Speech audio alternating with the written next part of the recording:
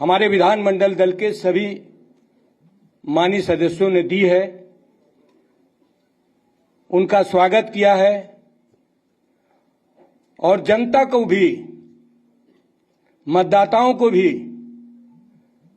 आभार भी व्यक्त किया गया है, धन्यवाद दिया है कि समाजवादी पार्टी के नेता माननीय श्री अखिलेश यादव जी के कुशल नेतृत्व में जो चुनाव हुआ है, उनके नेतृत्व का भी अभिनंदन किया गया है।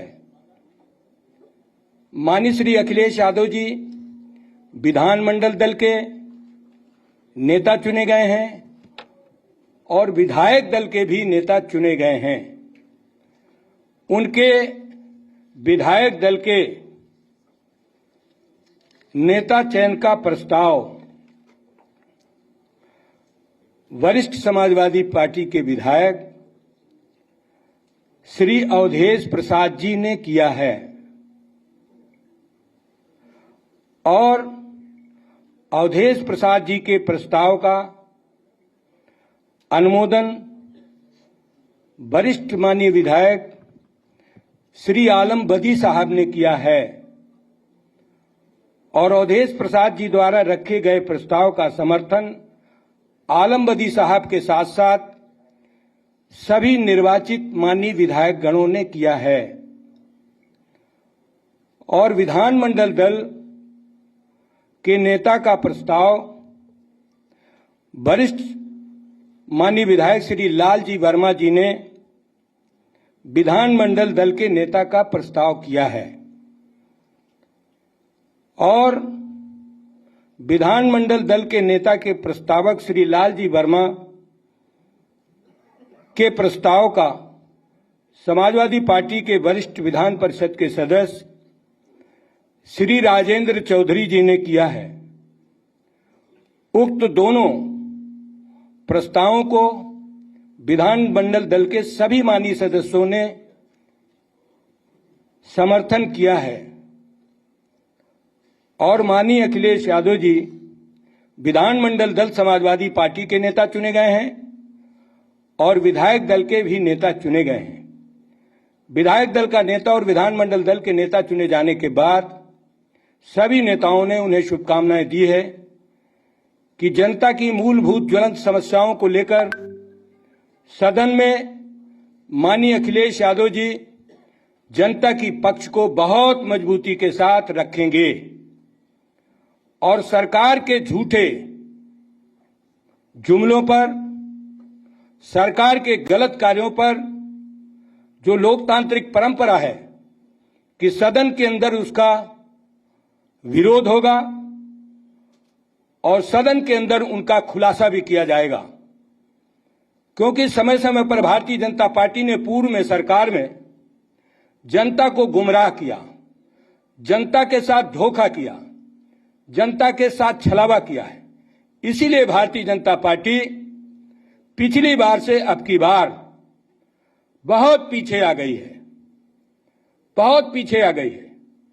जनता ने माननीय अखिलेश यादव जी पर विश्वास किया और जनता ने माननीय अखिलेश यादव जी को उत्तर प्रदेश के मुख्यमंत्री बनाने के लिए वोट दिया, लेकिन भारतीय जनता पार्टी की सत्ता का दुरुपयोग और सत्ता के माध्यम से अधिकारियों के का भी दुरुपयोग किया गया। सर्वप्रथम तो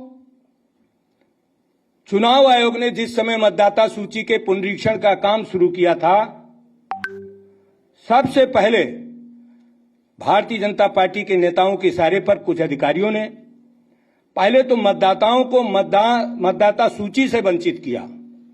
बड़ी तादाद पर एक एक विधानसभा में 10 से 15 हजार तक समाजवादी पार्टी समर्थक मतदाताओं के नाम हटा दिए गए, जो मतदाता सूची में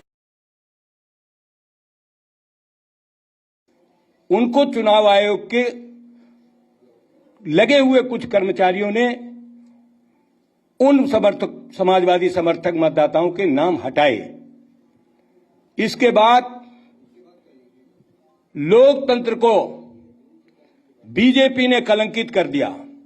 पूरी दुनिया में भारतीय जनता पार्टी ने उत्तर प्रदेश के चुनाव में जो नंगा नाच किया, उससे हमारा लोकतंत्र कलंकित हुआ। देश का सबसे बड़ा राज्य, जहां पर केंद्रीय हुकूमत, अन्य राज्यों की हुकूमत के लोग उत्तर प्रदेश में आकर के धन बल का, सत्ता बल का दुरुपयोग किया और दुरुपयोग से चुनाव परिणाम को भी प्रभावित किया। मतगणना में भारी अनियमितताएं हुई, जीतने वाले हार गए और हारने वाले जीत गए। बहुत बड़ी तादाद पर समाजवादी पार्टी के मानी प्रत्याशी गण चुनाव जीत रहे थे, लेकिन सत्ता के इशारे पर चुनाव कर्मी भी, कुछ चुनाव कर्मी जिन्होंने सत्ता का ध्यान रखते हुए लालच में भारतीय जनता पार्टी के हारे हुए लोगों को जिताने का काम किया।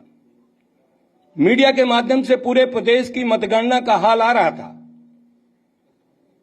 और मतगणना में समाजवादी पार्टी के उम्मीदवार बड़े वोटों से जीत रहे थे, लेकिन जैसे ही ये पता चला कि समाजवादी पार्टी की सरकार बन जाएगी, जानबूझ करके मतगणना में भी हेरफेर करके चुनाव को प्रभावित किया गया और लोकतंत्र को कलंकित करके भारतीय जनता पार्टी की सरकार बनाई गई है। भारतीय जनता पार्टी दोहरे चरित्र की पार्टी है। भारतीय जनता पार्टी ने जनता से जो वादा किया, पिछले 5 वर्ष में उसे भी पूरा नहीं किया। महंगाई कम करने की बात कही थी, केंद्रीय हुकूमत के प्रधानमंत्री से लेकर केंद्र के मंत्रियों ने महंगाई कम करने की बात कही थी, लेकिन पिछले 5 वर्षों में और इस समय भी महंगाई लगातार बढ़ती जा रही है। जनता के हर वर्ग की कमर टूट रही है, लेकिन बीजेपी अपनी पीठ थपथपा रही है। बेरोजगारों को रोजगार नहीं दिया, झूठा वादा किया। बेरोजगार दर दर की ठोकरें खा रहा है, आत्महत्या कर रहा है। बेरोजगारों को रोजगार नहीं मिल रहा और बीजेपी फिजूल खर्ची पर आमदा है। गरीबों के पैसे से जो टैक्स आते हैं, उस टैक्स का बेजा इस्तेमाल भारतीय जनता पार्टी करती है। इस लोकतांत्रिक देश में गरीब गरीब होता जा रहा है, कमजोर कमजोर होते जा रहा है और पूंजीपति की पूंजी में भारी इजाफा होता जा रहा है। ये बहुत बड़ी आर्थिक गैरबराबरी भारतीय जनता पार्टी ने ला दी है और इस प्रदेश के अंदर बेरोजगारी बढ़ा दी है। किसानों को सबसे ज्यादा परेशान किया है। किसानों को एमएसपी की गारंटी नहीं दी जा रही है। उत्तर प्रदेश के हजारों लाखों किसान एक साल जाड़ा गर्मी बरसात की परवाह किए बगैर आंदोलन करते रहे। बीजेपी ने बिना डिस्कशन के 3 काला कानून लाए। हमारे मीडिया के भाइयों ने, देश के राजनीतिक विशेषज्ञों ने, देश के महान नेताओं ने कहा कि लोकसभा राज्यसभा में बिना चर्चा के, बिना बहस के कोई बिल पास कराया जाएगा, वो तानाशाही है। उन्होंने लोकसभा के अपने सदस्यों से, राज्यसभा के सदस्यों से भी उन पर राय मशविरा नहीं किया और मोदी जी ने वो तीनों कानून लाद दिए जो किसानों ने एक साल सैकड़ों किसान शहादत हो गई। और उसके बाद जब उत्तर प्रदेश का चुनाव आया, चुनाव के वक्त उन्होंने वो 3 काला कानून वापस किए और किसानों ने अपने मूल्य की, समर्थन मूल्य की गारंटी मांगी और आज तक भारतीय जनता पार्टी ने किसानों के समर्थन मूल्य की गारंटी नहीं दिया। कहा था कि हम किसानों को स्वामीनाथन आयोग की रिपोर्ट लागू करके किसानों को लागत से जोड़ा देंगे, लाभकारी मूल्य देंगे, 2022 में आय किसानों की दुगना कर देंगे। मैं बड़े अफसोस के साथ आप मीडिया के भाइयों से कहना चाहता हूं कि आज हमारे किसान सबसे ज्यादा परेशान हैं। न किसानों को गेहूं का मूल्य मिला है, न धान का समर्थन मूल्य मिला है और न गन्ने का बकाया मिला है। तिलहन दलहन पर भी भारतीय जनता पार्टी ने किसानों के साथ बहुत बड़ा धोखा किया है। हमारे प्रदेश की किसानों की समस्याएं लगातार बढ़ रही हैं। कुटीर उद्योगों का तहस नहस कर दिया बीजेपी ने। कुटीर उद्योग इस प्रदेश के बीजेपी ने बर्बाद कर दिए। कुटीर उद्योगों से देश के नौजवानों को, प्रदेश के नौजवानों को रोजगार मिलता है। उन कुटीर उद्योगों पर बीजेपी ने ध्यान नहीं दिया। सिर्फ झूठ बात करना, बेरोजगारों को लाचार बनाना, किसानों को, गरीबों को लाचार बनाने के अलावा बीजेपी ने कुछ नहीं किया है। इन सारी समस्याओं को लेकर समाजवादी पार्टी सदन में जाएगी और सदन के अंदर जनता की समस्याओं को, समाज के सभी वर्गों को बहुत मजबूती के साथ माननीय अखिलेश यादव जी के नेतृत्व में सदन के अंदर रखेगी। दोनों सदनों में भारतीय जनता पार्टी की पूरी गलतियों को उजागर किया जाएगा और जनता की समस्याओं को सदन के अंदर उठाया जाएगा। हमारे समाजवादी पार्टी के विधानमंडल दल के सभी सदस्यों ने आप सबके माध्यम से ये बातें मुझे कहने के लिए दिया। मैं माननीय राष्ट्रीय अध्यक्ष जी के निर्देश पर और माननीय विधानमंडल के सदस्यों के सुझाव पर आपके बीच में मैंने आज की कार्यवाही आपके समक्ष रखी है।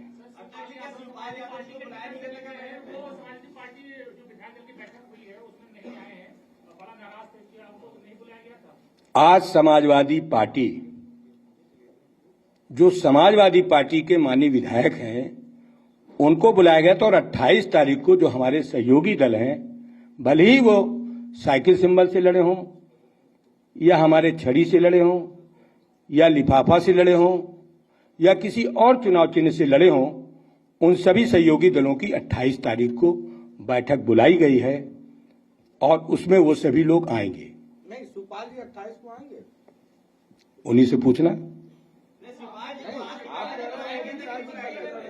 शिवपाल जी, माननीय शिवपाल जी को उनका दल है, सहयोगी दल हैं। सहयोगी दलों को, उनके सभी विधायकों को 28 तारीख को बुलाया गया है, आमंत्रित किया गया है। सभी लोग आएंगे।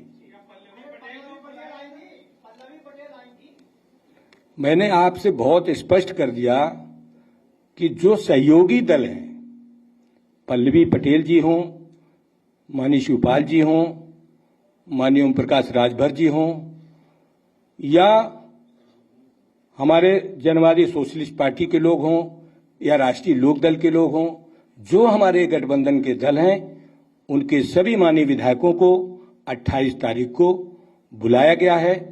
समाजवादी पार्टी के नेता माननीय श्री अखिलेश यादव जी उन सब से बात करेंगे और सहमति बनाकर के सदन के अंदर इन समस्याओं को रखेंगे।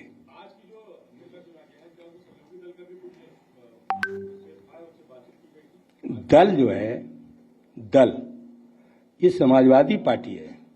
समाजवादी पार्टी ने अपने समाजवादी पार्टी के माननीय सदस्यों का वर्जन लिया है, उनका समर्थन लिया है, उनके विचार लिए हैं और वो लेकर के समाजवादी पार्टी का आज विधानमंडल दल के नेता माननीय अखिलेश यादव जी का चयन किया गया है और विधायक दल का भी नेता माननीय अखिलेश यादव जी को चुना गया है।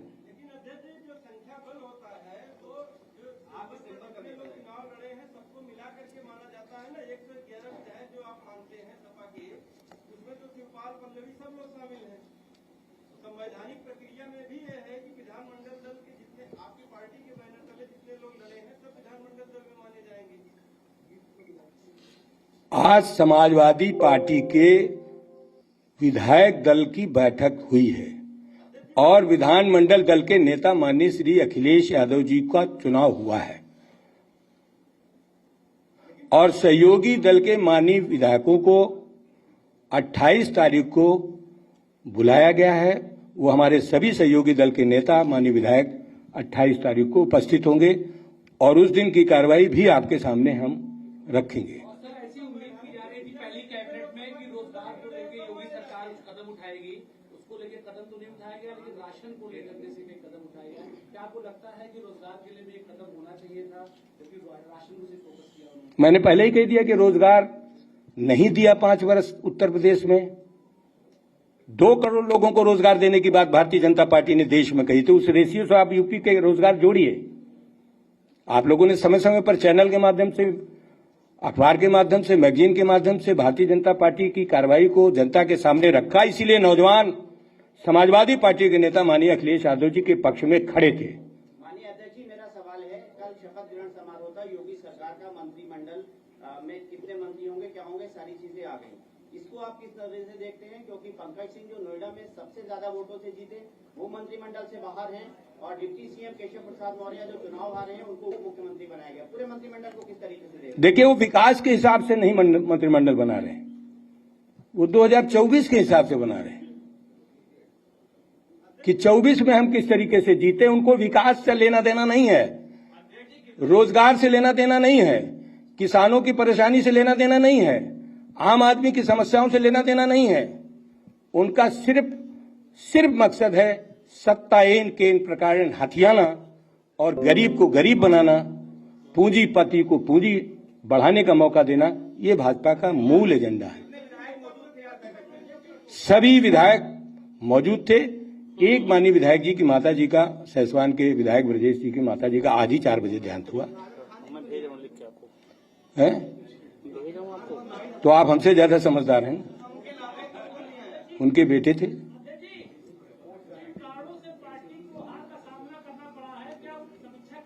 आप सबसे सुझाव चाहते हैं, आप समीक्षा करके हम लोगों को सहयोग करो।